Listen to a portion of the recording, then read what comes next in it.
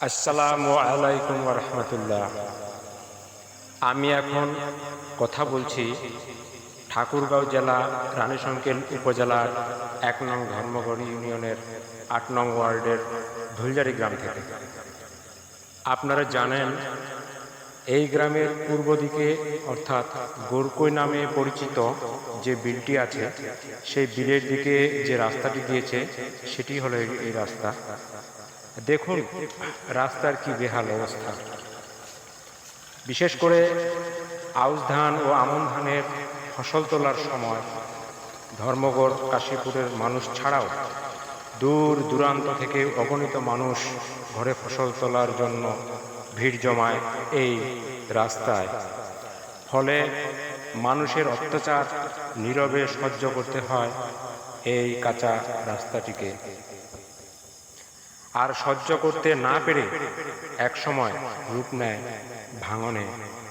কাদা ও পানিতে পরিপূর্ণ হয় এই রাস্তাটি, হয়ে ওঠে পথচারীর পথ চলার অনুপযোগী। ছোট ছোট ছেলেমেয়েরা স্কুলে যেতে পারে না। মোটর সাইকেল অথবা বাইসাইকেল কোনোটাই এখন চলে না এই রাস্তায়। স্কুল কলেজে যাতায়াত ও রোগী পরিবহনের জন্য বড় ধরনের এক বিপদের মুখে পড়েছেন এই এলাকার মানুষ।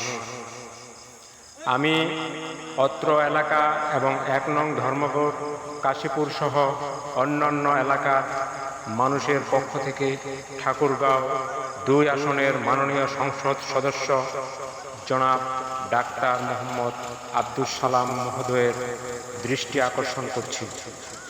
অনুগ্রহ করে অতি দ্রুততার সাথে এই কাঁচা রাস্তাটিকে কিভাবে পাকা রাস্তায় রূপান্তরিত করা যায় সেই দিকে দৃষ্টি আরোপের জন্য আপামর জনসাধারণের অনুরোধে বিনীতভাবে অনুরোধ জানাচ্ছি।